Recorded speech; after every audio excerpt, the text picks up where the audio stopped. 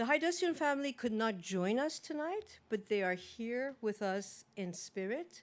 Cynthia Wilbanks, Christine Haidostian Gary, Dr. Michael Gary, Dikran, and Araline Haidostian.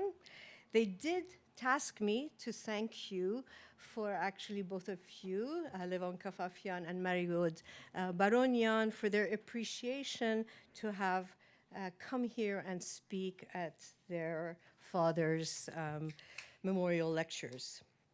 I would also like to thank our co-sponsors, the Institute for the Humanities, in particular Amanda Kruliak at and NASER, the National Association for Armenian Studies, along with our wonderful team, Viken, Bill, and Dina, who helped make this event happen.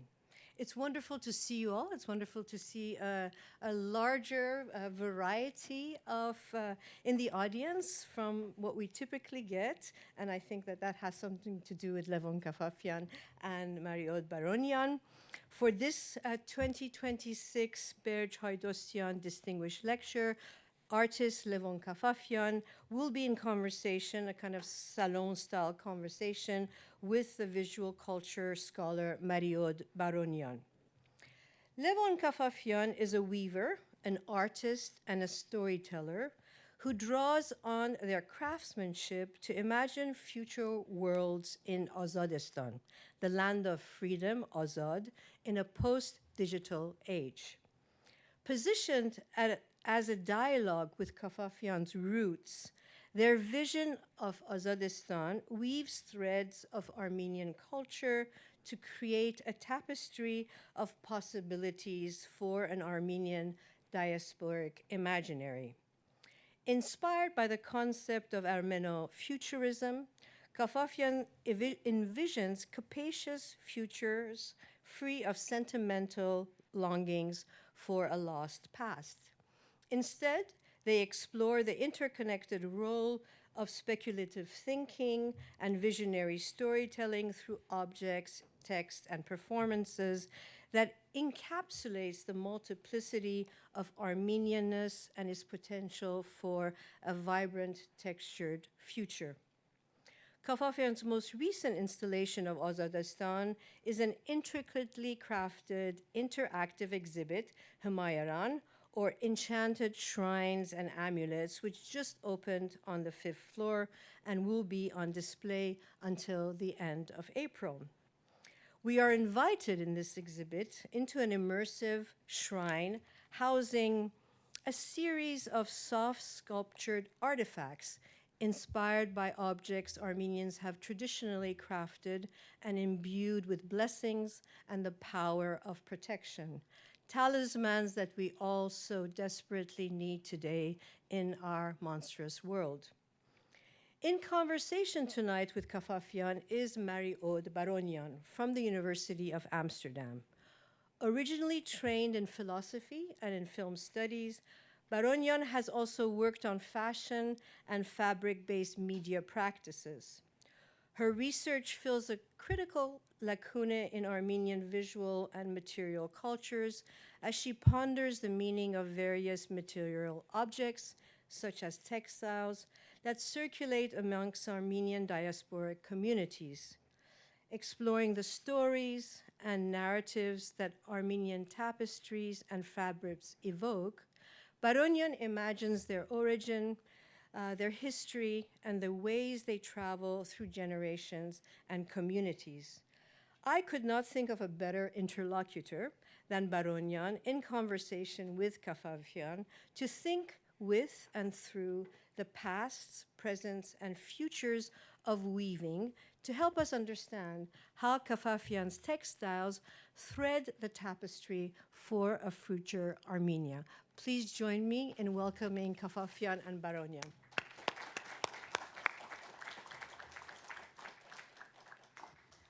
Thank you so much. Can you hear me well? Yes? Okay. Thank you so much, Catherine, for this wonderful introduction. You said already so many important things that I think will come back in our discussion. Of course, before we start, I want to thank everyone coming here, the Center for Armenian Studies, and in particular, Catherine Babayan, for this very generous invitation. It's so nice to see so many familiar faces. As many of you know, when I come back, it always feels like my second home. After, there's this little competition in my heart between University of Amsterdam and University of Michigan. So I'm always being happy to be here and very honored to be in conversation with Levon tonight. So what we're going to do, we're going to try to have a fruitful conversation, especially around the notion of textile and weaving in particular, which is definitely, I think, the most important theme and motif of Levon's work. So we're going to try to unravel what it means and to navigate in the different practices that are actually around textile. We will actually address the exhibition that, as Catherine mentioned, is on display right now on the 5th floor. We will do that at the very end, and of course opening the floor to your questions about and deciphering what you actually wanted to do with this installation. So the first question I wanted to ask, and we have a PowerPoint. Let me also, hi everybody. Oh, yes. Thank you so much for coming. Thank you, Catherine, for the wonderful introduction. And thank you, Marie. Yeah, of course. Yes, this is our first image. The first question, which kind of maybe warm up the discussion, is actually simply what drew you to textile and to weaving in particular. So where does it come from and why it became so central in your practice? So I think there's a combination of things that begin with growing up in a space, or rather many spaces, with really beautiful carpets and needleworks all around me. Some of them the provenance of my grandmother, my great-grandmother on my father's side. But growing up in these spaces, I didn't really think twice about them. And it wasn't until I was complaining about my first job at Cold Stone Creamery that I wasn't being paid very well. So I wanted something different. And my aunt was visiting, and she said, well, you have to be proactive. You have to ask for the job. And, well, we'll give you a ride to work, but first we're stopping at Haidostian World of Rugs.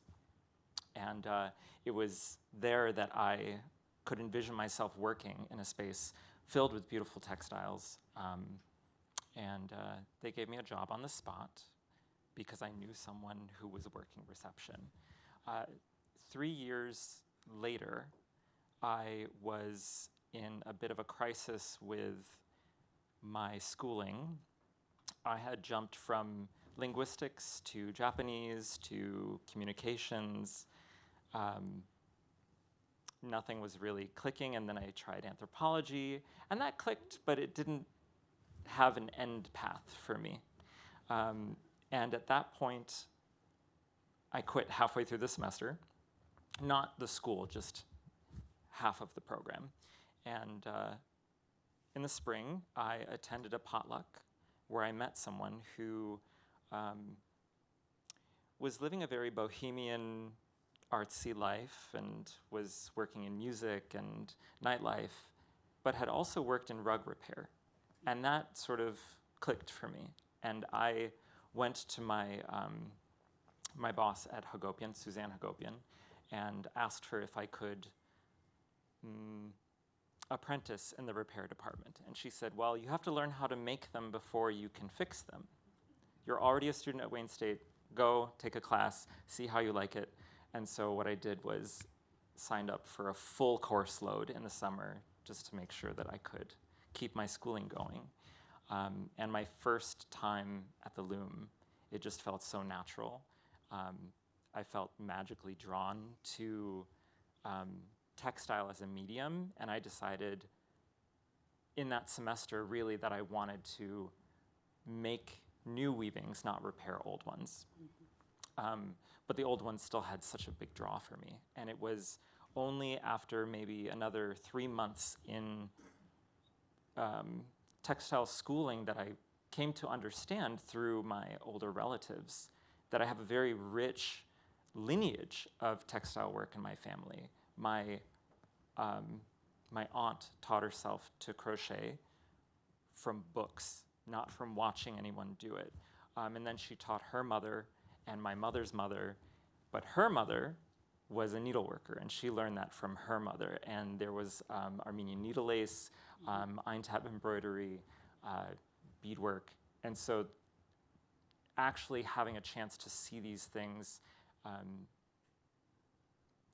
made an even more like strong connection for me. And I feel like I was drawn without knowing that I needed to continue this work, this lineage in my family. So the loom found you, so to say. Yes. Absolutely.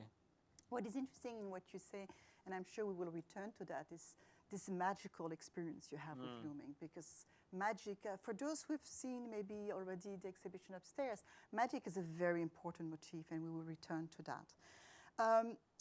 Also, I mean, one of the things that I can already say about weaving, and I'm sure that for some who are a bit familiar with Levon have noticed that, is that weaving for you is both very material, obviously. I mean, you see that, right? You work with the weaving, you work with the material, but it's also very metaphorical.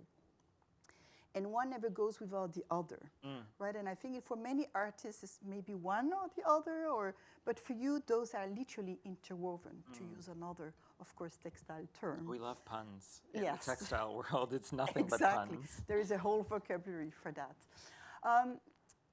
You know that I'm very interested in textile, and when I was discovering your work, it gave me the opportunity to think about why, I would say, the last few years, I mean, of course, I'm from Europe, so maybe I talk from a European perspective.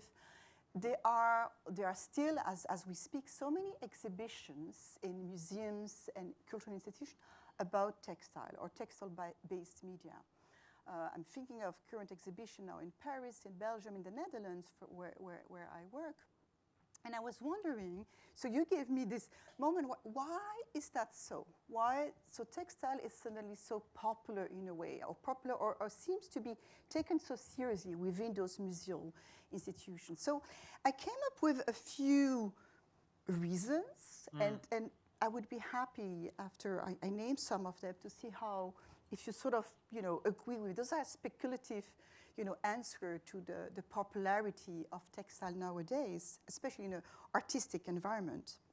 I mean, the first thing that came to my mind has to do, something that I'm sure you also probably notice in the US as well, is that female artists are now more put to the fore. So there is this awareness, finally, about, excavating and presenting more carefully and more consciously the work that has been done by female artists. And as you may probably already understand, be it cliche or not, is that very often textile work has this very gendered connotation of being, relegated for female work. So I think that has also contributed. So this gender connotation. The second thing, and I'm sure this is something that everyone in the room can relate to, the fact that precisely textile is something we can all relate to. Everyone here has at home a tablecloth, a carpet, cushions, and I don't even think about the clothes we are wearing, right? I mean, it is something that are very familiar, very accessible and tangible, and accordingly bearers of affects and emotion, if not to say vectors of memory. So I think the fact that textile is something that people can immediately identify with or connect with is also one of the reasons why so many museal spaces are actually eager to present those works.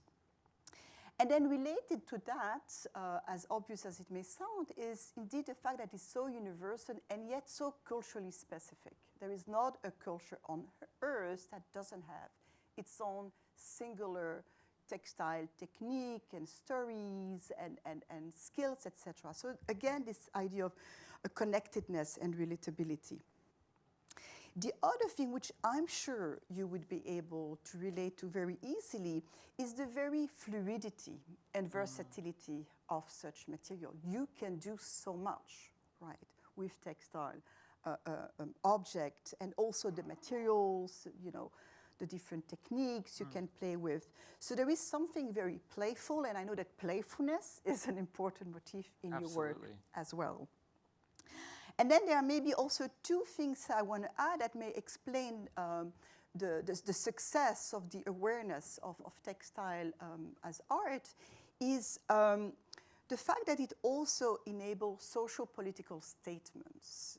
I'm also struck by the fact that many exhibitions nowadays use textile as a form of resistance, resilience, but also to comment on political injustice. And I think the case of the Palestinians is a very good example, of course. But also, when I talk about social political issues, I'm also thinking about environmental issues. You know, when you deal with textile, you cannot also avoid everything related to the environment. So in other words, there is something activists, you know, that is sort of inherent also to the use and practice of textile. And it enables maybe alternative matter and mode of conveying ideas.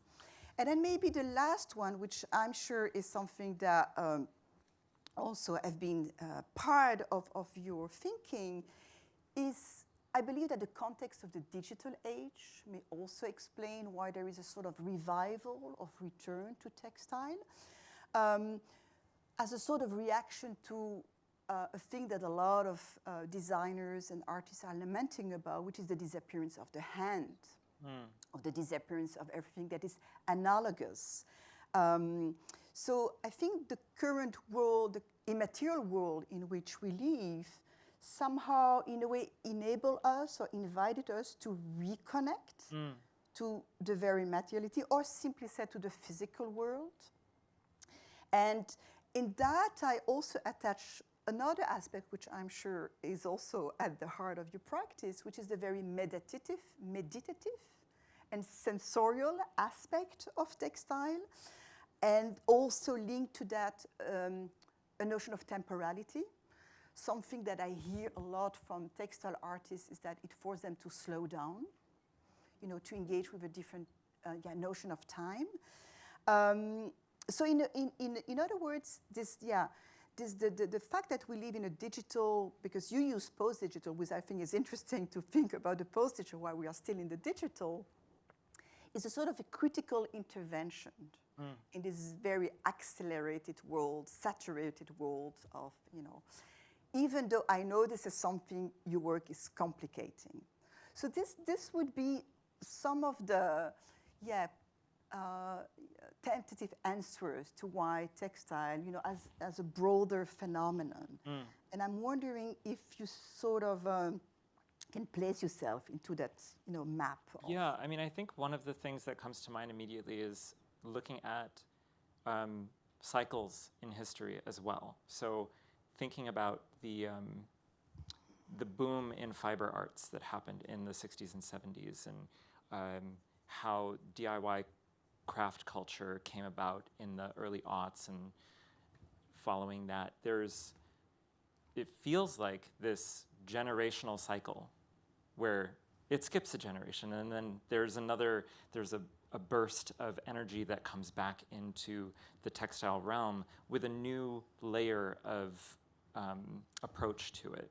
And I think now we're seeing like that next generation flourish.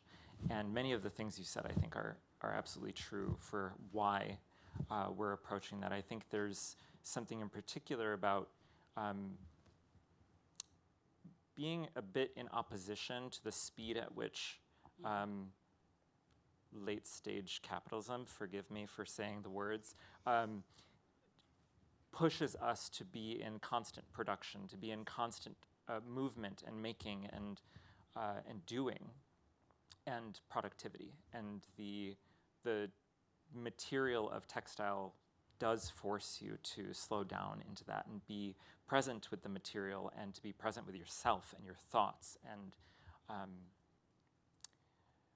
I think also there's this porosity to the material. Like, it holds so much memory, both like culturally and materially.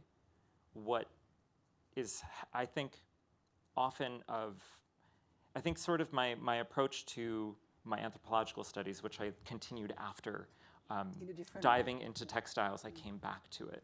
And when I was re-entering anthropology, I was thinking about material culture. I was thinking about textiles and how they work within cosmology and how we extend our bodies through textile and all of these things about the relationship between human and textile.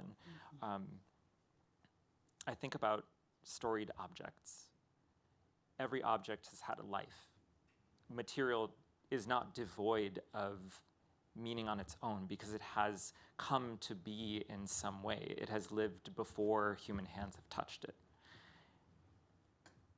Even if it's not living, like stone has a memory, a very, very old memory, right? So there's, I think, a lot of factors sitting in the material itself, and that having the right lens to like read the material and to have conversations with it and to allow that to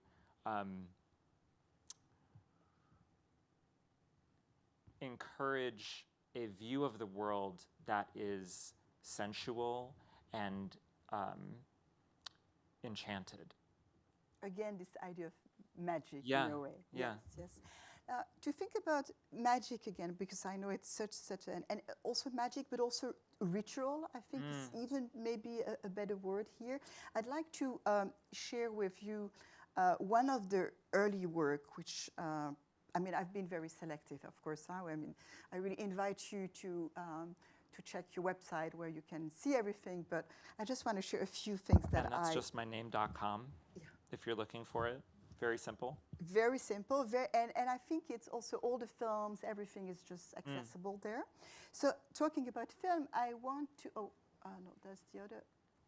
Yeah, this is a screenshot of a short film that you did in 2013 entitled Inhabitation, where, if I understood you correctly, it's about the spirit of places interwoven with memories. But what I find, I particularly wanted this screenshot because what we see, so we see candles, we see you as well, and I have here another maybe closer look at what we see on the table.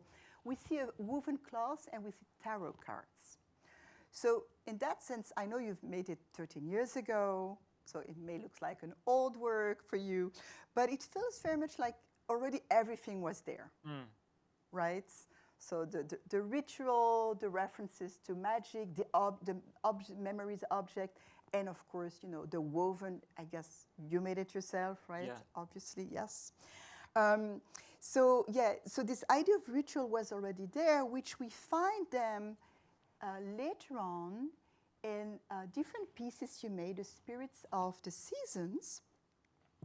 This is one, again, it's all on the website, and maybe I leave this one here on, that you made a few years after. And you talk about, I think, a notion which I think I'd like you also to comment, which I find very specific in your work, where also textile plays a major role, which is what you call a ritual performance, which, if I'm not mistaken, is also what we see here on the fifth floor, right?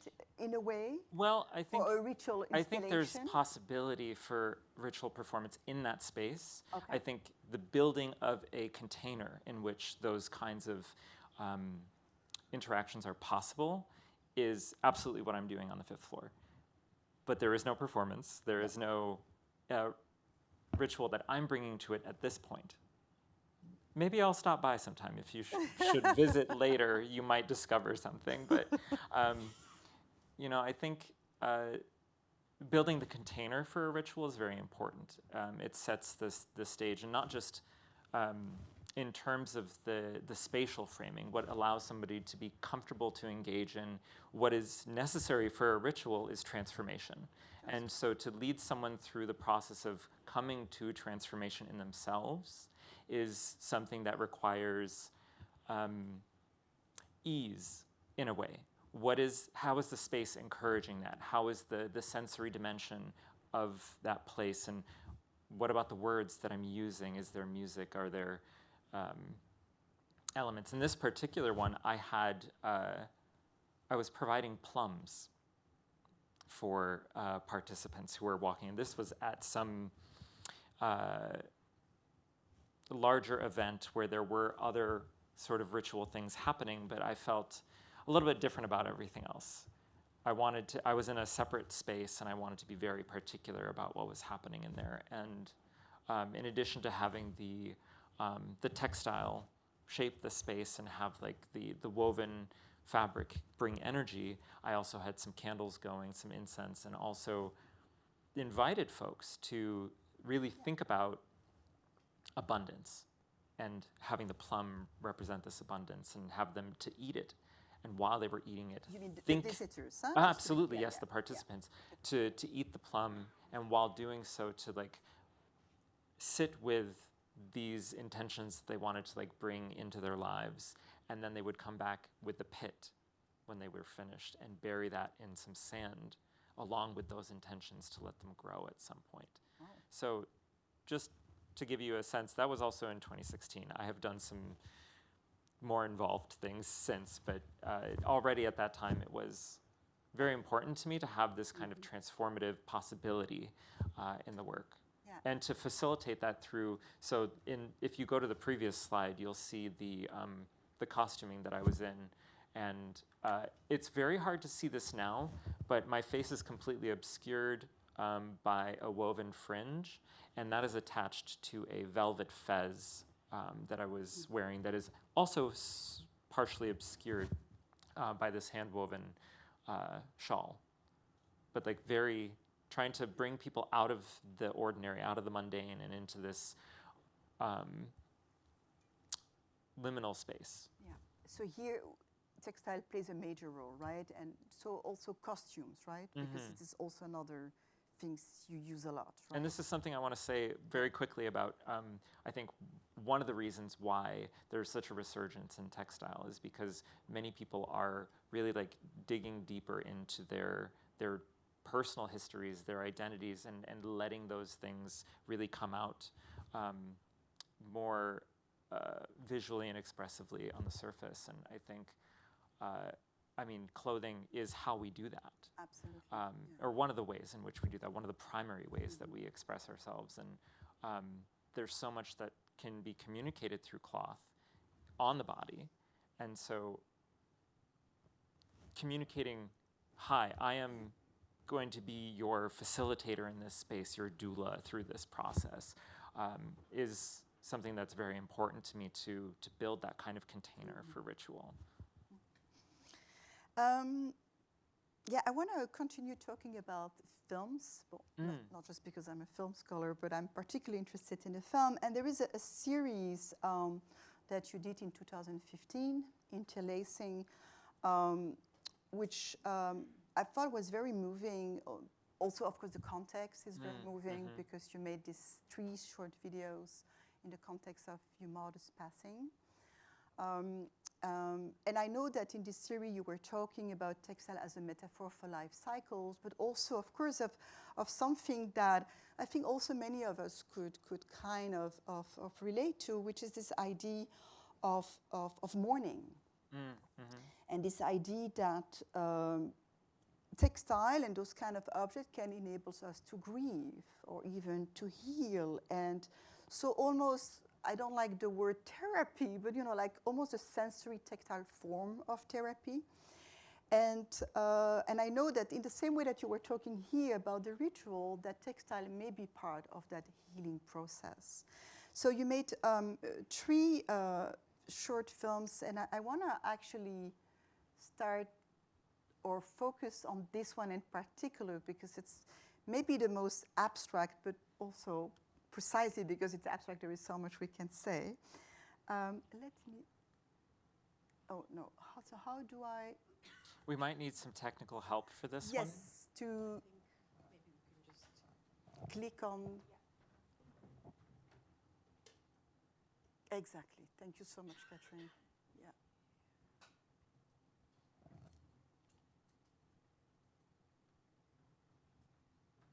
And just maybe putting on play? So just for quick context, this was playing in a loop In the loop, yes. as a projection onto reflective threads.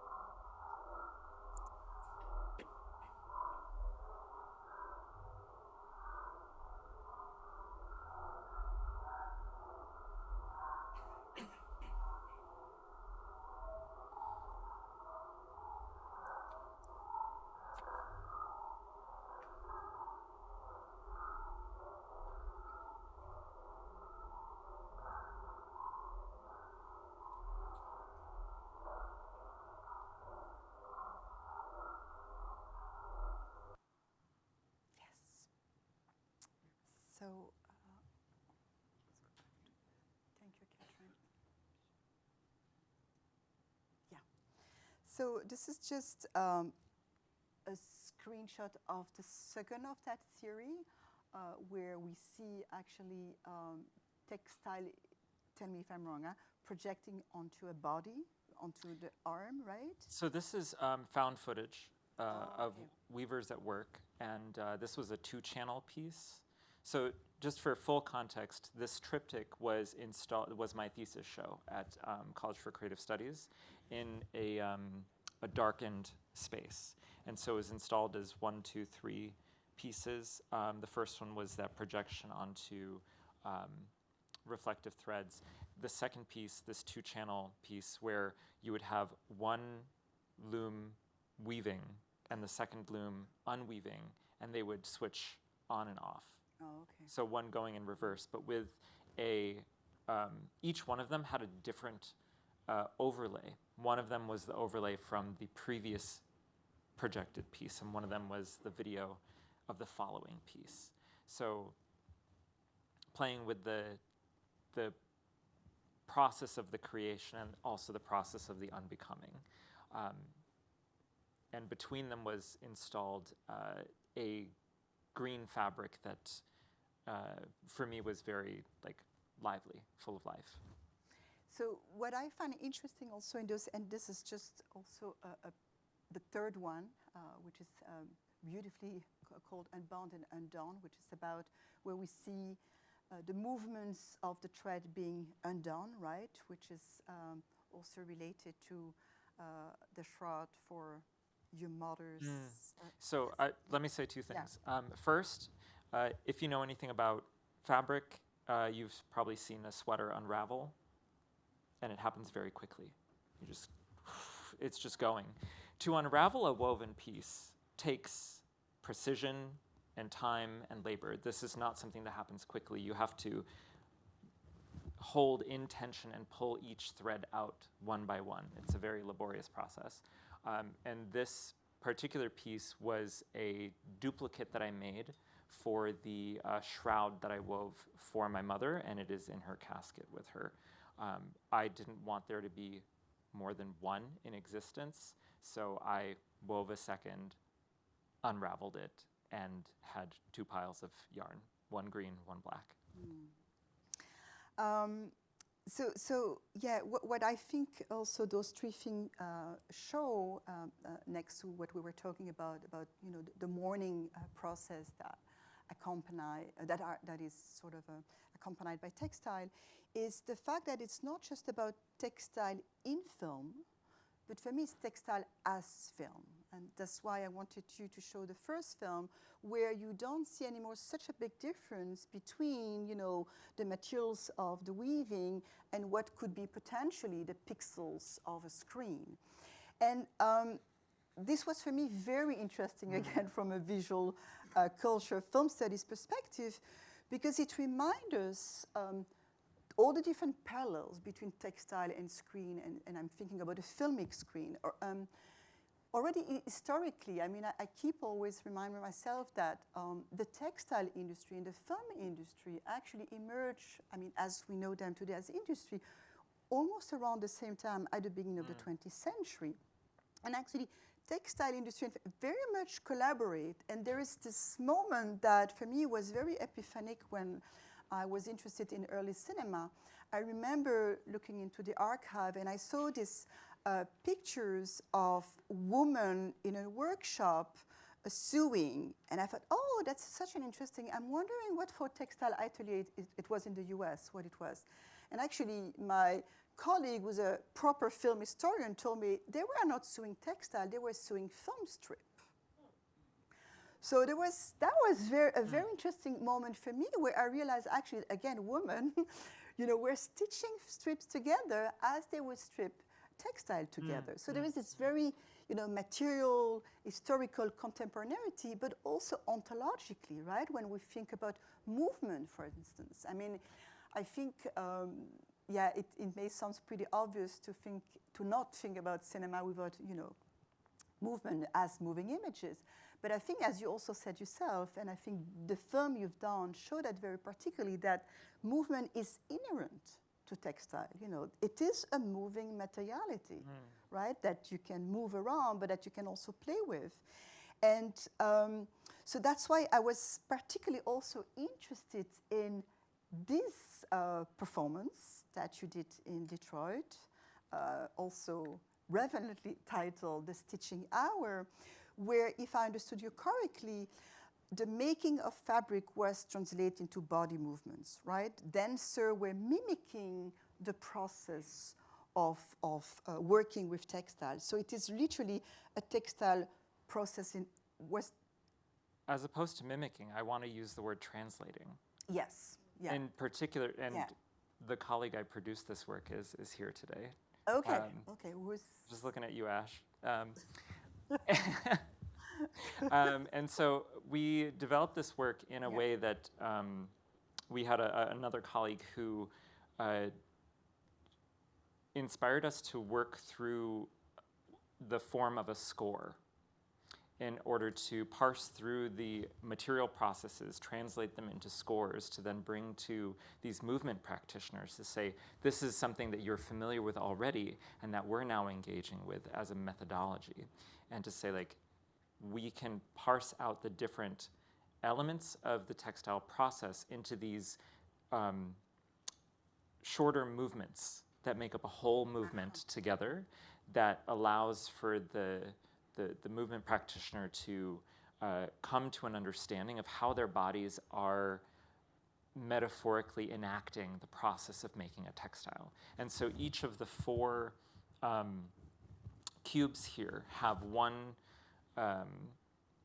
performer in them who is embodying a single type of process and the score of that process. So one of them was the spinning process, one was fiber extraction, one was dye work, and another weaving. So we came about this process in such a way that we had these workshops that we were working with these movement practitioners to guide them not only through a somatic experience of what does this score that we're prompting you with produce in the body so that you can come to a full durational set of movements, but also here is the actual material. Here is how this process works.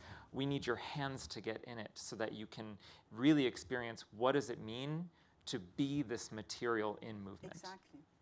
So there's this embodied process, but also it seems like, because you say it's metaphorical, but maybe not even, right? There is also the movement of the body, the movement of the fabric that resonate, and also the fact that there is this idea, maybe in a sort of new materialist way, that there is the agency of the material itself and the agency of the body, and how it's sort of, I mean, that's how I would also read that Thank work. you. I really appreciate that you bring the agency of the material in, and this is something that is so deeply entwined, forgive the pun, in my practice. I do a lot with intuitive making, and I allow the materials to tell me what they need to become. And sometimes I bring in more heavy will of like, this is what I want and this is what I need. And those are the moments when the material says, we are not going to become this thing. Yeah. This is what we already have in mind Yeah. to be becoming. And this resonates with what you told us at the very beginning. So how the material actually chose you in a way, right? So there's a lineage there already. Absolutely. Which brings me also to another question, the fact that, you've been making, not just only the fact that you made films, but also the link between textile and technology, right? Because as I was saying maybe at the beginning, and maybe it sounds a little bit contradictory, the fact that, textile artists work on textile as a sort of reaction and response to, the sort of the predominance and ubiquity of technology. But you seem to embrace technology as well and to incorporate it in your work. So maybe this is also something that I'd like to hear more about. Well, for one, I don't consider textile separate from technology. Textile is a technology. But also, the way that you cook your food is a technology.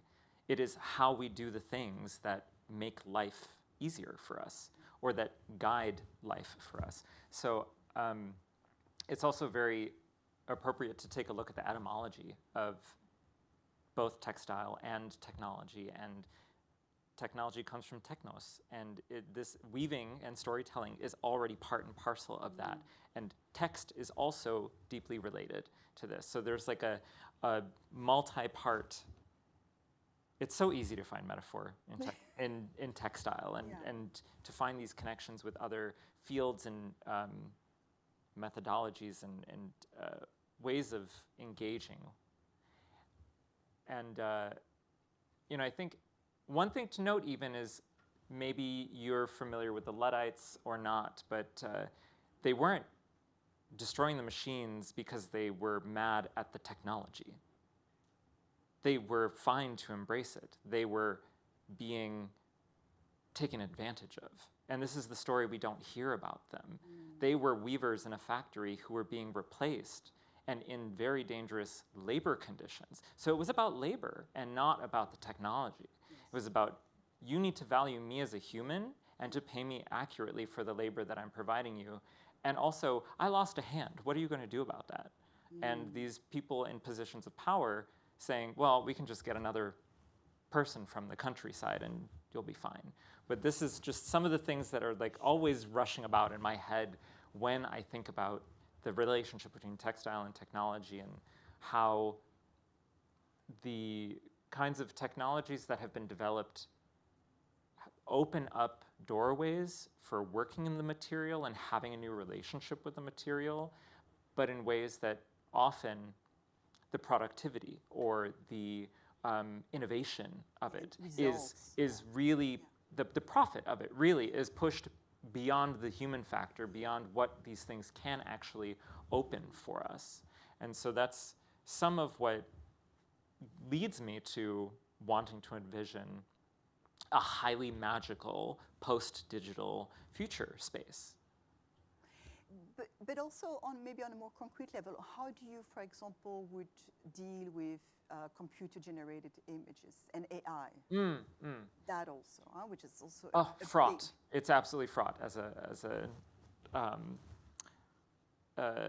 topic. But I have done a series of work with a specific AI technology called Midjourney, and I haven't gone back, but I did note very specifically that the work that I was doing with it, the works that were generated are not my works.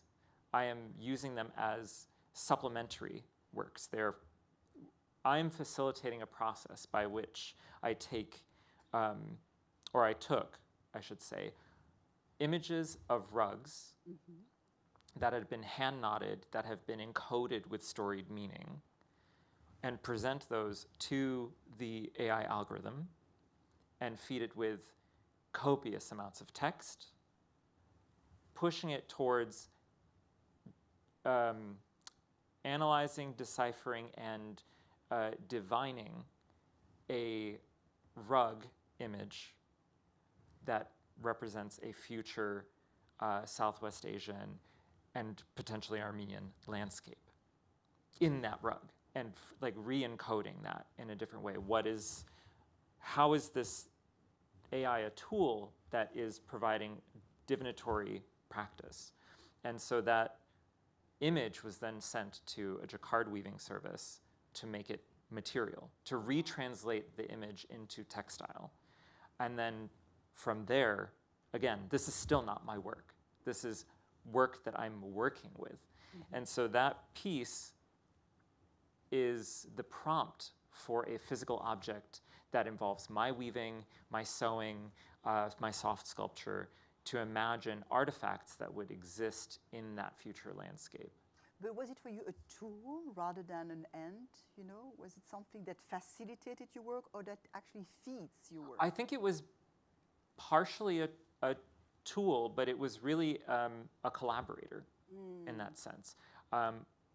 There was a conversation happening between, it was very iterative. I had to like continue to ask it different questions. And Midjourney doesn't work with questions. You just say like, this is the thing I'm looking for, and it does, okay, I guess I can do something about that. And so you have to be in conversation with it and to keep tweaking it till it comes to a place where you're close to what you'd like. Mm-hmm.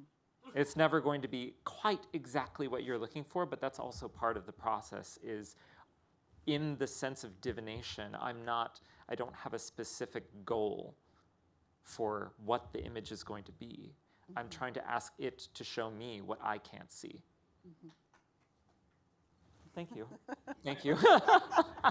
Nice. And I'm pausing on any like AI collaborators until there's a more ethically and sustainably viable option. Yeah, and I know that there are some that have like those factors already, but I have not yet done the research to identify which ones those are. Mm-hmm. And so I would need to do more research to engage in that. Yeah, I was talking earlier about analogy. So in this case between, you talk about textile and technology and textile and screen. There is, of course, also textile and nature, and there's another work that caught my eye is landscape, the landscape series, where indeed there is literally this analogy between a landscape and a piece of cloth. But what was also very interesting to me is that when you were describing those work, you very much work with seeming oppositions, day and night, death and life, light and darkness, etc., etc. But at the same time, it feels like you want to unsettle them, because this circle of life is something that also returns. We saw that earlier in the Spirits of the Seasons. So I wanted you also to say something about how this series came about, and how do you also see the link between nature, and textile? Yeah, I think to start, this series came about because I was watching Planet Earth. And I was just obsessed with the richness of that that media and the engagement with those natural environments. And I wanted to create some things that were representative of different biomes. And when it came to the photography for this series, the photographer I was working with was like, well, this is textile. We can't just shoot it flat. It needs to have some shaping to it so that we get the light and the dark. And I went, wait, we need to macrocosm this. And this was also at the time when I was really deeply engaging with anthropology and the textile in cosmology, and looking at how in both very traditional cultures and physics, fabric is reality. Space-time is a fabric, mm-hmm. and it bends and it folds and it does all of these things. And so that sort of like pulled me into this, okay, I made these to represent biomes, but they are already biomes. Exactly. They are, like if you just think about a fabric that you've tossed and let's just say on the side of the road, getting dirty and tussled and whatnot. That is an environment in microcosm. There's, say, insects or bacteria or all of these things. Like, it is its own environment, but also textiles are never just two-dimensional objects. They are three-dimensional. They have dimension and shaping, and I think that's something that's often missed when we look at pieces from a distance. But when we get closer, we can see the variety and the movement in them, and so. And the fact that it comes from nature to start with. Absolutely. Right? Yeah, unless you're working with synthetic, and then it is coming from nature, but in a different way. Now, you just mentioned the word traditions, and I know this is also another feature in your work, which I find fascinating, is the way you work with tradition. And I mean, needless to say that, for example, for Armenians, rugs, hold a very important position, obviously. I mean, they are not just functional and practical, they are also very ceremonial. What I understood about rugs, right? It's part of a whole ritual process, right? There's the stories about the clients going to the weaver with all these amulets, right, and all this sort of object against the evil eye, and how the process itself is part of a ritual, not just the And also that when they are cut off the loom, they are blessed as if they are a newborn. Exactly. And there were even stories where women who could not get babies will lie close to the right. There is all these things that also seem in a way coming back into your work. But what I find interesting is that the way you work with tradition is not obviously about celebrating it as it was, or mumifying it, or rendering like part. This is the heritage that needs to be saved. I'm sure this is also part of what you're doing, but mostly about questioning the notion of belonging. And I feel that it's also there, and Catherine mentioned that in her introduction, where I know you say Armo-futurism, to correct Catherine. That's the word. Both are used. Okay. But I prefer personally Armo-futurism, but it is a little more colloquial. Okay. And I think this Armo-futurism, where it's about literally weaving imaginary, speculative words, is also a way for you to not be stuck in the past, right? To reinventing the past, even to reinventing a future that is not yet there, right? To not so much in terms of anticipation, but imagining one that is in the process of becoming, right? Exactly, about becoming and rebirth, right? Again, this circle of life that you are so keen about. And there was one quote that I took from your work, which for me was very inspiring, and I'm going to read that quote. So this is you speaking, and you say, "There is no home to return to, and it does not sadden me, for the journey elsewhere is more interesting." So I think this is such a good quote for defining your practice, but also what you mean with Armo-futurism. And I would add to that what you mean with diasporic queerness as well. Yes, and I mean, one thing in particular to note there is, like growing up, there was this notion of we must preserve Armenia, and we must. I mean, these lands that have been lost to us and that have changed so much over time, but also I am multiple generations away from that.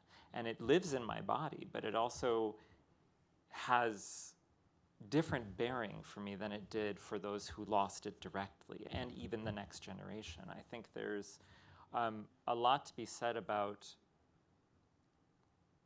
being without, I like to position it as that as a diasporan, and doubly so as a queer diasporan, growing up in a home where that wasn't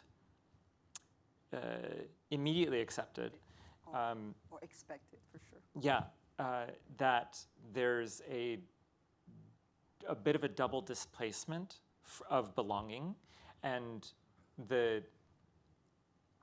I think what I like to say is that I am a guest in my own home, anywhere I am. For one, I'm a guest on this land, as someone who is the child of immigrants, this land wasn't theirs.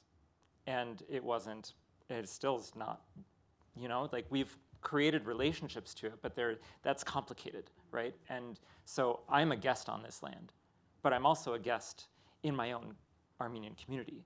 And sometimes in certain queer spaces, like I have been a guest there as well, because more so these days, I can be my full self in many spaces. And thanks to very many other people who are doing work in community to be receiving and respectful and acknowledging that there are different cultural places that we're coming from and that there is value in them, even when there is a rejection of parts of us from some of those spaces. Yeah. Also, like being a guest means that you behave better, right? So, like, I like to think of it that way. That I have a hard time parsing what home is physically. Sort of a nomadism as well. Yeah, but I find home in other people. And so it's finding those nodes of connection, those networks that create a weave, to forgive me, but like that sort of woven relationship is where I find home. Absolutely. And I mean, this is something that I'm personally very interested in, that I work on in my own research about textile and connectedness. Right? I really much believe that those objects enable communities to come together.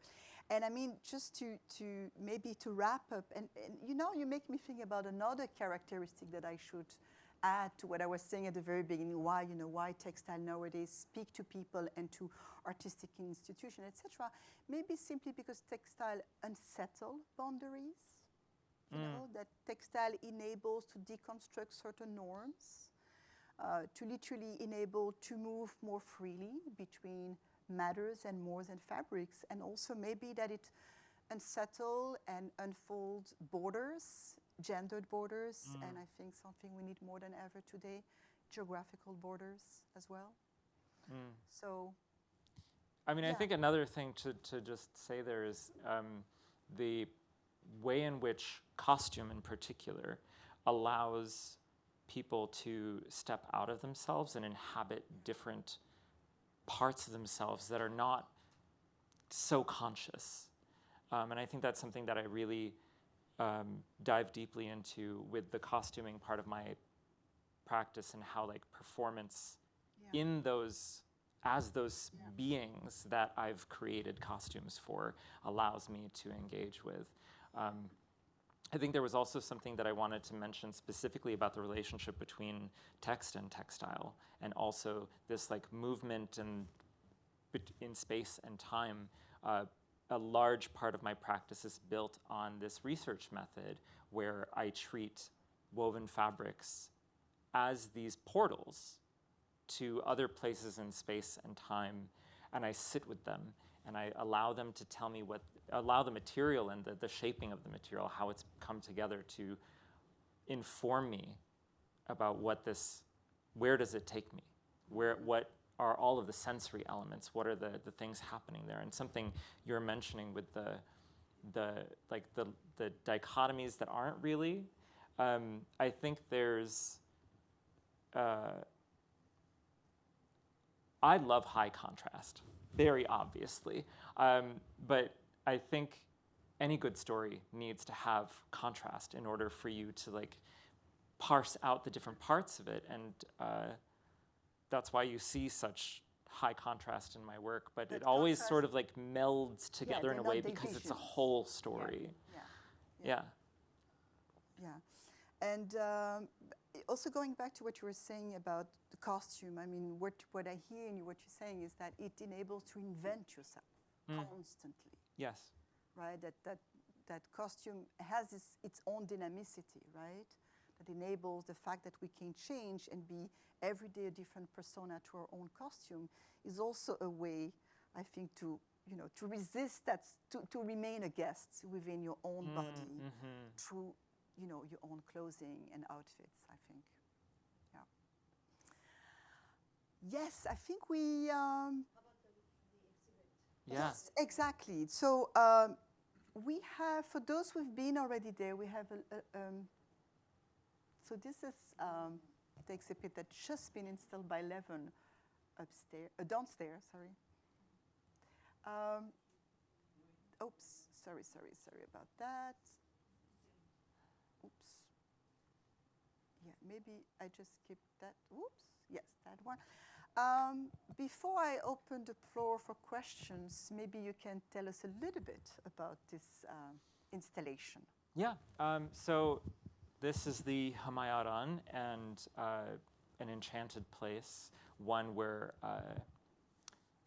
visitors to this shrine bring objects that they have carved in sort of like a talismanic sense. They bring these objects in order to request intercession or a boon or help with their trials and tribulations from the spirit that's enshrined here.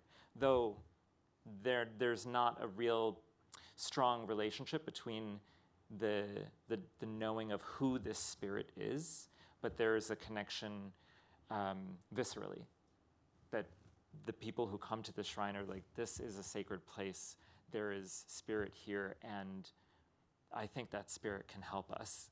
And so, more than ever. Yeah, I think I particularly was drawn to making amulets, talismans, objects that are imbued with spiritual energy and in particular protective spiritual energy, because the last many years has been a really hard time, and I constantly feel like I need to ask the earth for more protection. And one of the ways in which I want to approach that is to look at the traditions and imagine them in new ways. And so like many of the pieces in this show are reimagining what dahtaran, which are like wooden amulets that are carved at night by candlelight with only good vibes, because otherwise you would ruin the magic. And khachkars and vishapakars, these stone monuments that are carved to either mark the landscape as a place of sacredness or as memorials to call significance to something that has been lost. Yeah, and it's again about life and death, Yeah. again, the circle of life. Yeah, I mean, I think a large part of why I create spaces like this and why the sensory aspects to them, I think, is because, one, maybe the greatest priority for me is to find that special place that brings chills to my spine. Much like the little grotto that you might find enshrouded in bushes as a child when you're out in a park somewhere. There are these really special places in nature that just have that kind of energy to them.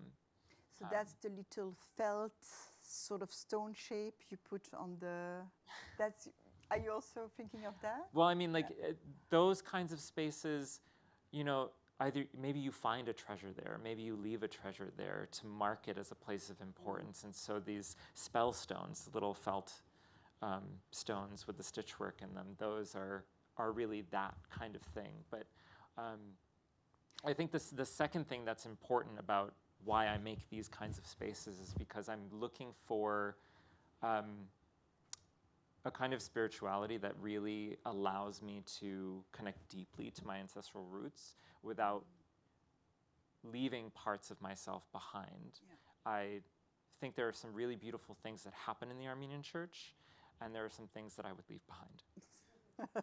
To put it very, very simply. But there are so many beautiful traditions in that space, and a lot of them come from the pre-Christian era. And I think it's really beautiful that some of those have been brought forward. And sometimes the stories that come with them aren't always so great.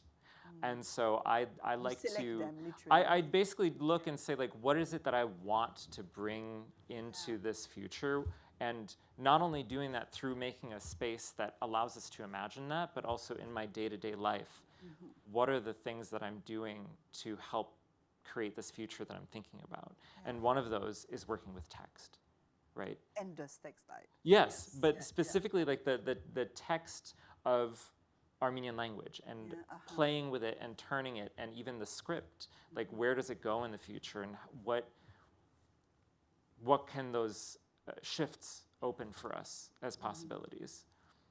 But it's interesting because when you talk about rituals and those traditions, and in that way, I want to make a comparison with the work of Parajanov, who, as we know, sometimes he would, take literally over a tradition. Sometimes he would just invented it. And I think with you, there is something similar. When I was looking at your work, is this a tradition that I'm not so much aware of, or did he invent it? I think this is also what you playfulness with tradition, yes. right? And taking probably what you consider the best of. Yeah, and I think something interesting that I can pull is specifically, if you go back a number of slides, there's the hallway with all the green and black. This one. Yes. So this was a show that I installed about a year. Not a year. So my mother passed in April of 2015, close to the spring equinox. And so almost about a year later, spring equinox was this show. And this was a ritual performance in which I invited people in to write responses to these prompts that I was giving them on strips of fabric and tie them into the installation. And that question was, in this past year, what in your life has passed away? And from that passing, what new seed has emerged for new growth? And so to write on two distinct different kinds of strips and put them into the installation, and as a reward for participating, or as a blessing for participating, guests would receive an onion skin dyed egg, which is a tradition of the spring equinox and Easter that I learned from my grandmother and mother, but also this blessing of parsley, like taking a bunch of parsley and literally giving someone a full face blessing. And at the end of the show, a friend came up to me and said, okay, I'm Albanian, and is this parsley tradition, is this a tradition? Is this something that your parents would have done for you? And I said, no way, this is just something I came up with because it felt right for this. It felt right for the thing. And parsley is such an important part of spring equinox traditions, but in many places, but in particular in Armenian cuisine. And she said, this is literally something that my parents would do for me around this time. Like, this is a tradition. Oh, wow. But I had no clue. I had never read anything or seen anything about it, and it just was channeled through me for this kind of thing. And so that happens kind of regularly. I was having a chat earlier about the spell stones, and there's very similar carved small rocks that are available in Turkey as these amulets. And I'm like, I didn't know that. And this is great that this is just like, there's a coalescence there of these things that are spiritually and materially important to us as humans. But also that you invite us to create our own rituals, right? That I think it's also something I read from you, that for you, life itself is a ritual, right? Life itself, it's a performance. And I think that's why there is also not this clear-cut distinction between your artistic performance and I think the way you position yourself into the world, right? Life is a performance, life is a ritual. So let's not just celebrate it, but also invent new rituals, right? And approach it meaningfully, right? I think that's how do we allow ourselves to constantly be transformed? And of course, we need rest and processing time to incorporate those things into us, but can we be open to that regular transformation? I think that's a beautiful way to open, questions from the audience. Hi, thanks for letting me not look at you for a while. anyone wants to? Yes, Michael, yes. Well, thank you both so much for a wonderful conversation. And I wanted to ask a little bit more about community in your practice, especially since your story began at the Hagopian rug store. And I really appreciated and share the sort of ethics of finding a home of some sort in other people versus a particular kind of a space. So I wanted to ask if you would speak a little bit more concretely about what sorts of community, Armenian or other, or both, do you see your practices engendering? Ooh, the engendering part. Okay. I was going to look at what I already have and what is being built through those processes. So I think I'll start there because that's an access point for me. I have a very loving community in Detroit that I work with and play with and talk with and talk through some of the things that we share as struggles and things that we've grown up with, and how do we deal with these things and process together, and also as collaborators, how do we work together and bring our intersecting but different visions to life by pooling our resources, our time, and our energies. But also, I regularly take trips to New York and San Francisco, or the Bay Area in general. And in those places in particular, I'm very keen to be connecting with the Armenians and also Southwest Asians in those places, and especially folks who identify as queer. And I've been building long-term relationships with folks in those places as a way to not only have a broader network and to have beautiful relationships, but also to talk about how do we use language? How do we create spaces, and how do we imagine these futures together? Because necessarily, imagining the future isn't a solitary endeavor. And to that end, there have been workshops that I've done with collaborators.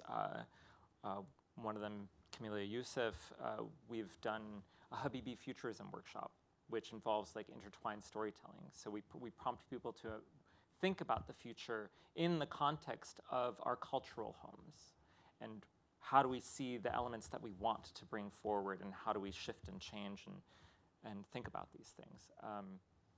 I think also on a very concrete level,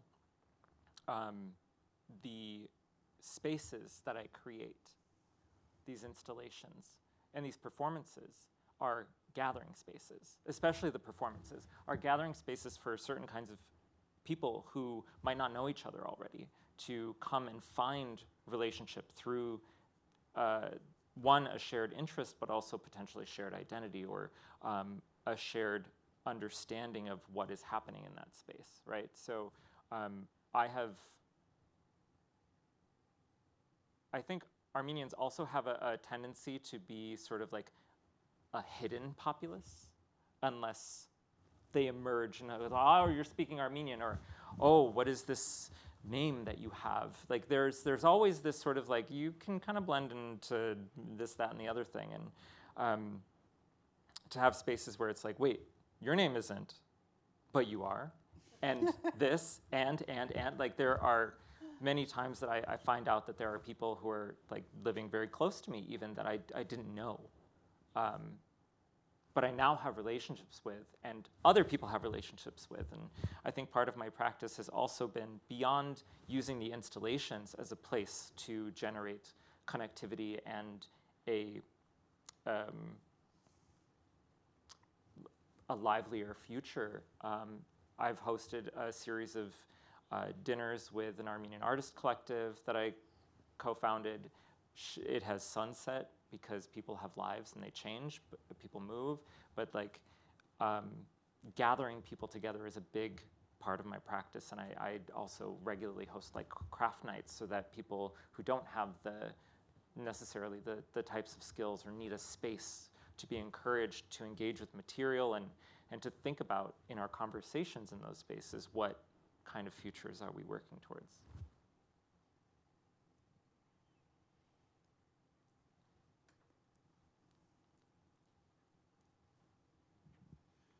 Hi, Levon. Hi. I was going to ask a different question, but something came up in your explanation to that last question, which you talked about processing being a guest, and I have privileged information about your practice of hospitality, and so you started to talk about holding space and hosting dinners. Could you extrapolate on what hospitality means to you, either as an educator, mentor, community member, neighbor, sibling, right, best friend, right? And then in particular, connect that hospitality to this notion of guesthood, right? Because in theory, others are guests in spaces that you're holding. Yeah. I guess, I mean, the very first thing that I'll respond to is that to be a guest and a host at the same time, you rent a venue. You are the host, but you're also a guest for that venue, right? So there's a complex relationship of being, there's a multiplicity, right? Like you can be multiple things at once. And I think that hospitality to me is like a core value. It's something that, I mean, my parents were both incredibly gregarious. And my father has opened a cafe in Southfield. Go visit Palu Cafe, plug. He makes lahmacun, you'll love it. But like, it's something that's like an absolute familial value for me. I was raised in such a way that like, you work so hard to create space for other people to feel welcome in your space. But how do you define your space? Is your space your presence? Is it your home? Is it wherever you go? And also, is it your relationship? And so for me, hospitality is a way to like make someone feel warm and welcome. And I'm not just talking about, you know, making someone a coffee or reading their fortune in the coffee grounds or cooking them a nice meal. It's really listening to them and finding like that connection point and giving them space to do what they need. If they need space to process something, like sit with them and like ask questions if that's what is necessary. And I think the guesthood thing is that because I find home in other people, like I'm a guest in that person's home, right? When I'm in relationship with them. And so I'm both a host and a guest at the same time because they're also coming into my home, which is myself. And so necessarily, I need to make them feel welcome. And I would also like to feel welcome. So there's like a deeply relational aspect to that.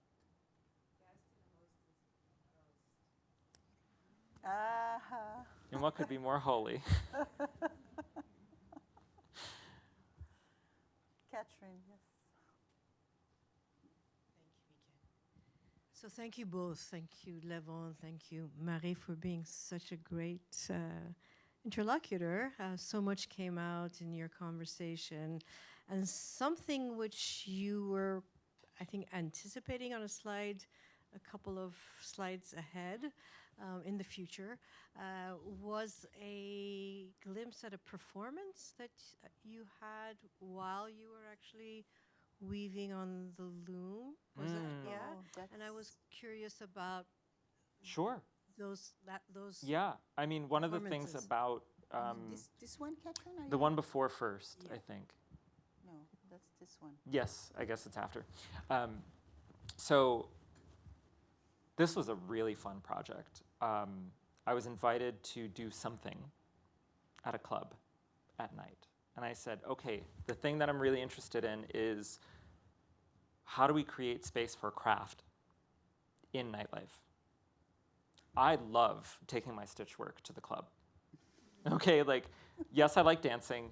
Yes, I like chatting. But also sometimes I just like being in that kind of presence of others and to do my little work. Yes, I called it little. In this case, it's large. But so, I mean, in particular, this event was called Planck, and so it was like looking at the cosmos and like the most minute particles. And so I was like, okay, naturally weaving. Part of this is thinking through like what kinds of spaces is craft welcome in? Where is it allowed? And how do we like create space for these traditions to join us where we're at and where we want to be? So you could hit the previous slide, if I may ask for that. This is sort of like a deep evolution from that initial idea of like, how do we bring craft into this nightlife space? And this was a project that I worked on with Ash as well, as well as Nick Sidlow. And we installed a giant lily pad of felt and a four-sided octagonal structure. I'm sorry, an octagonal structure with 4 frame looms strung up and really inviting these folks who were coming in for an arts extravaganza event at a university in Ohio to take some time to slow down and enter this lush sanctuary with fake plants. But to in a very cinematic way to suspend disbelief and to enter into this magical space with a lullaby by Detroit musician Vanessa Reynolds going on loop. Just such a beautiful, calming, meditative sound and space, like regenerative, really. And just to be able to touch the materials and to weave them through. And nobody was intimidated by... Well, we had so like myself and Nick were facilitators to say, if you need instruction, we can give you some light guidance and then let you go off on your own and do whatever you want.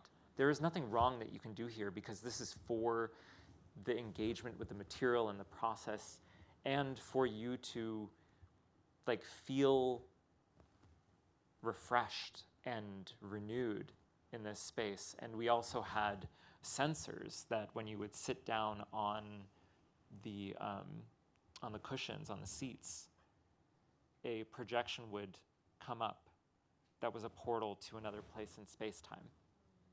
And so really pushing this idea of like weaving as a methodology for travel through dimensions, through time, through space. Before. I was also, one thing that I forgot to ask you that also struck me with the exhibition now is the role of sound in the work. Because when I'm thinking about a weaving loom, I'm thinking about the sound that it makes, right? It has, yes, exactly, you mimicking this. It has a very choreographic, orchestrate, it has its own rhythm. So me weaving, and even when knitting, all of these practices have their own rhythm, right? But I know you also, I'm thinking about the video that the Becoming, yes, the one that you saw. There is also a very distinctive sound that is very repetitive, very serial. And then, of course, there is the sound in this exhibition. So maybe you can also tell us something about the importance of sound in your work. And also because it is a club, I mean, the previous one, right? Music. Yes. Music also, is important. just so you know, I weave to techno, house, electronic music. I need a good beat to weave, and I weave very fast, I'm told. But, with that said, like the music is also transportative. And it's also encoded meaning, right? So like there's already all of those layers of intersection there. But yes, the looms do make sound. Usually not sounds that I want to bring into like an installation space like that, unless it's, here are looms, here the looms clack and do their groaning wooden sounds. But I think, sound has always been very important to me as a maker. And even before I started to make with textile, I was working a little bit with sound. I had a very baby band when I was a freshman in college the first time around, and I sing, but I'm not really much of an instrumentalist with really anything. I can like press a few keys on the keyboard. That's about it. But I think sound has such an effective dimension to add and to like bring one more fully into a sensory space, that it's really important for me. And so sometimes I have struggled and made the sound myself. Takes too long. And then it's like, not really what I wanted, but it is functional. And then there are the moments when I get to ask a friend who is a musical producer to like make something that works for that sort of space. And one person in particular who I work with is Lara Sarkisian, who is from originally San Francisco and now in Glendale, California. And she is sort of the ideal sonic partner in that, one, I don't have to make any sounds. I just provide like the setting and the prompt and the guidance, and or she just already made a thing and it's perfect. So she works with translating the diasporic Armenian experience into sonic landscapes. So you can see there's already an immediate like connection between how we work, why we work, and so there's like a natural fit. And also just because it's a great story, in 2016, I was just really like hungry for electronic Armenian music, something that had like a bit of tradition to it, but that wasn't some Burning Man music. Sorry, I don't mean to be knocking that.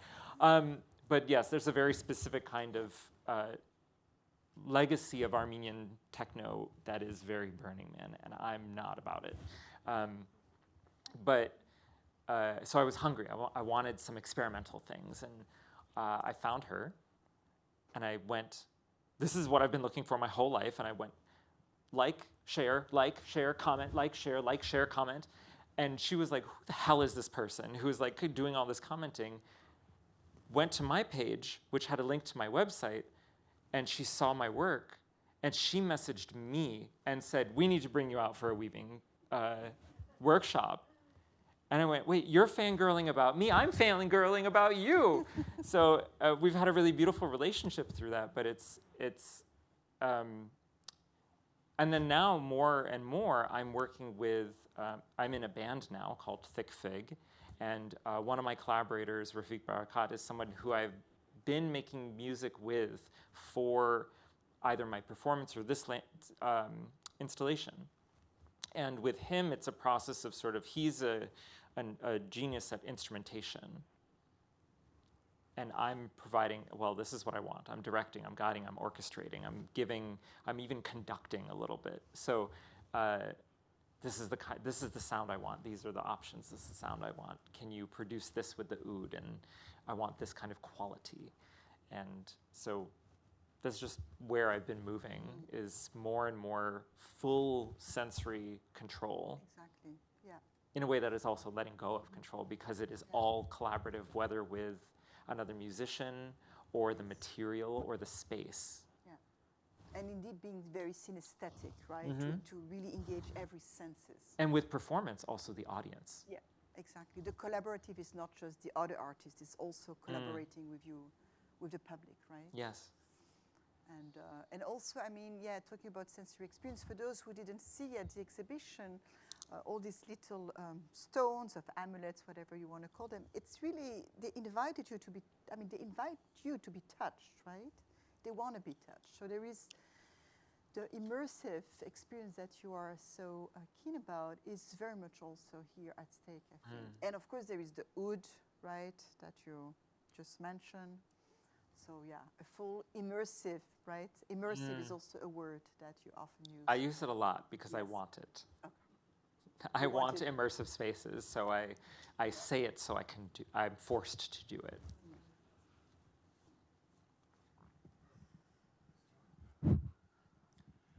So thank you, Levon. This is fantastic.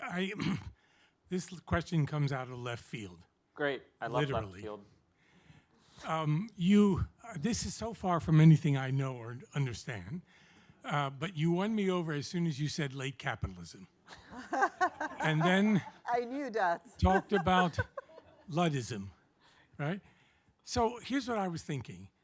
If there is a space in our world here that's as far as possible from commodification, as far as we can imagine from all the nexuses and complexities and tentacles of capitalism, it's this kind of space. That is, and it's right next door to what is one of the most commercial and exploitative spaces, which is fashion. So rather than making a lot of money, which I think you could do by moving over that line. I think so. Yes, you've stayed on this side so far, right? And the reason this is interesting is because people at this table are historians, and there's one anthropologist here sometimes, have to make a choice all the time. Should we do the kind of esoteric work that we do that no one seems to appreciate or few do, except our colleagues? Or should we find a trade publisher and try to do something broader, right? So how do you find this encouragement, motivation Yeah. to I stay think where you are? from the very beginning of my work life, I have always been a constellation worker, which is to say that I do a little bit of this and a little bit of that and a little bit of this. There's always many things happening simultaneously. For one thing, I'm a bartender. I don't work very often, but when I do, I work hard. And so that's one of the ways that I can just, okay, this is sustenance money, right? And it's also a practice of hospitality. So there's like an alignment there to a degree. But I also have a production practice where I make scarves and shawls for sale so that someone might enjoy the thing that I'm making.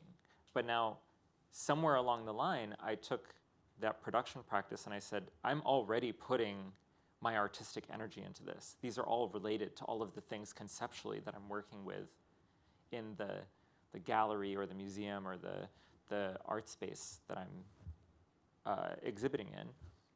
Why not say it? And so that's sort of where the beginning of this like portaling practice started to happen. And there's blurring of the lines between like what is a commodity and a research object and an heirloom, etc. Like it's all of the things at once. Almost everything in that room is available for sale. Just saying. And I think and I think it's just like how does one find sustenance in this system that we're in when let's just say, for example, there are many places in Europe where they have funding for people who create like this. And here you have to fight tooth and nail to get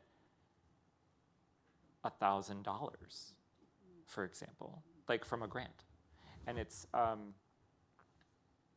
disheartening, but it's also, how do we build networks of relation with those things that we can support each other through both the affective and the practical, and also just feed each other? Because somebody does the work that is like bringing in the money, and somebody is doing the work that brings in the soul. And we can meet together and share a meal, and the soul can be brought to the dinner table where the money is brought. My thoughts. I'm waiting for a dinner invitation. Well, on that note, I do want to say... You have to weave, Dan. You have to weave. I do want to say, like, if anyone in the room has any interest, I'm very happy to host a studio visit. Email me, and if I'm available, I'm happy. Where do you bartend? At a place that is not open to the public. Yeah, it's a private event space, but or at my dad's cafe. I don't think I'm going to do that. I think there was another question. Hi. I'd love to hear you say more about language. You've referenced language in many different ways, but just to kind of bring out your thoughts about language, text. You mentioned play with Armenian script, and I'm curious to hear more about like how you think about it materially, conceptually, in relationship to your textile work, and or sonically. I'm thinking of the relationship to magic and incantation. Yeah. Thank you. Thank you. I mean, I think something that's really important to note is that we have a really great term in English that bridges this supposed gap. Spell. A spell is words with an effective outcome. And the relationship between magic and text, and thus also textile. When people first started having a relationship to the written script, it was magic. Anything that was inscribed was then potentially a magical object. And we still retain this sort of reverence for text. I mean, many religions are focal around a sacred text. The words are what really build this magic for us. And I think language has been such an important thing to me because I was raised in a house where, like, yes, we spoke 2 languages, but there was something magic about being able to communicate in this language that almost no one around me could understand. And the script always was fascinating to me, and I'm really obsessed with, like, text in the ancient world, and specifically around like carved text, written text, the way that paper objects, and paper is a textile, are like imbued with these symbols that carry meaning for us. And we just so happen to have symbols that represent sounds, but also sound representing symbols are used for magic. They're used, like, if you just think about the word Om, like that in and of itself is a sacred syllable, but it's a sound and it's a symbol. And I'm actually also wearing a little piece of text right here. This is the letter E in Armenian, and it is the 7th letter of the alphabet, and it is considered to be divine, and it's usually found at like the apex of a church space, but it is also the copula, the 3rd person singular to be. And so E means it is, and that is sacred, and it's recognized to be such. So I think there's a really beautiful connection between all of these things, and how I bring that into my work is like I use paint markers to inscribe silks with text, and those texts are often things that I have written and translated, whether from Armenian to English or English to Armenian, poems, songs, spells, incantations, all of these sorts of things that are part of the lore building of the world of Haidostian. And not only do they go on these silks, but I've started making books. And the last 2 exhibitions that I had, not including this one, have books that are available for visitors to leaf through. And they are written in this liquid script, chirakir, which is what I imagine to be the evolution of Armenian script 1,000 years from now. And so there are many things about Western Armenian that I'm imagining and I'm playing with, like, okay, these sounds are beginning to merge. What happens if they just merge all together as a symbol? How do we complicate and make more space for vowels that Armenian doesn't have space for right now in relationship to who are the neighbors who are speaking languages, especially in a post-digital world. Like, if a lot of society has collapsed in its structures, who are you talking to? Your neighbors. And your neighbors might speak different languages. And so there's that relationship. Yeah. I think there's more, but I can't keep the thread going. Yes. You're gonna, yeah. I also have privileged information, the last part of the lexicon. Can you share with us about the queer Armenian lexicon that you've Oh, yes, the created glossary. so that people can The erotic access glossary. Yeah. So, like, it? it could just be queer, but it is specifically erotic. So I think this is a collaborative project that I've done with my friend Haidostian Distinguished of San Francisco.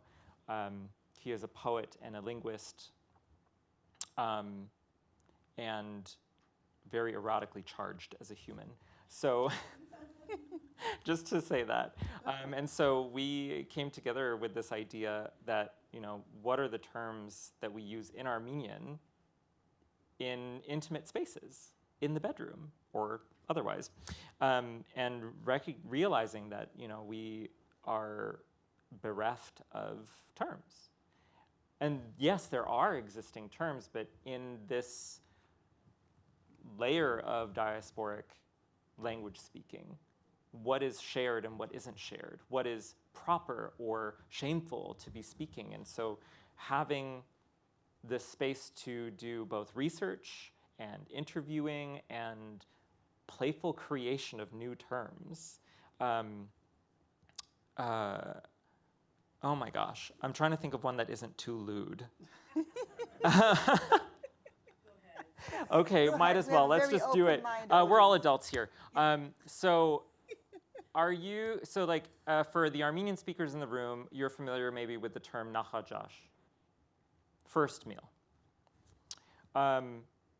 Well, what does one call pre-ejaculate in Armenian? Anybody? Fluid? Nachajaj. Jaj is a term that's used in different contexts. In Eastern Armenian, it is used for masturbation, jaj dal. And it comes from a shifting of the word sharjel. So like, you're just moving a lot. Ooh. Very nice. And I think one of the things that, that's very eloquent and lovely. And I think sometimes you want something a little more brash in the bedroom. But to say that one of the things that Haidostian is really like an advocate of is word shortening. We have a tendency to really just like, Ardasanapanuchun, for example, just like really elongate and have like lots of suffixes and combinations and compounds. And the other thing that he's really big on is spelling freedoms.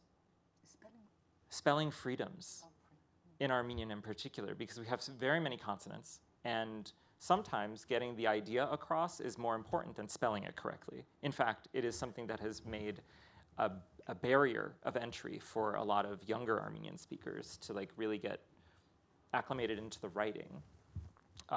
So just also, if anybody's familiar, there's a really great shortening of Shad Shnoragaluchun. Thank you very much.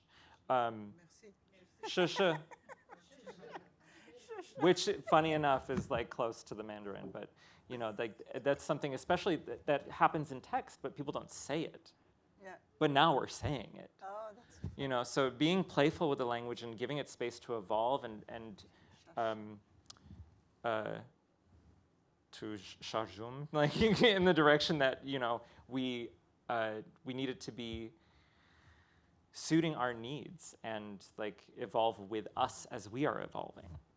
so reinventing the language again, right? This is what you do in your own practice. Yeah. With a lot of tradition, including language. Yeah, I mean, I think one of the curious things about the language part, though, is that yes, we can invent words and be playful with that, and that's fun, and it's generative, and it can be something that we start using, but it's their proposals more than anything, because in order for a word to become like fully adopted, it has to hold usage for many, or for at least a community. And so to find spaces where Armenian is being spoken and really like have the freedom to speak in ways that are maybe amot for some, shameful, is something I'm looking for. So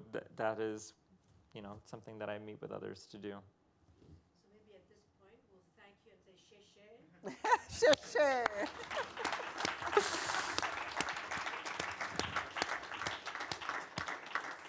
So thank you so much, everyone. And I don't know, is the exhibition now or not open? For those who didn't, can we still, yes? Okay.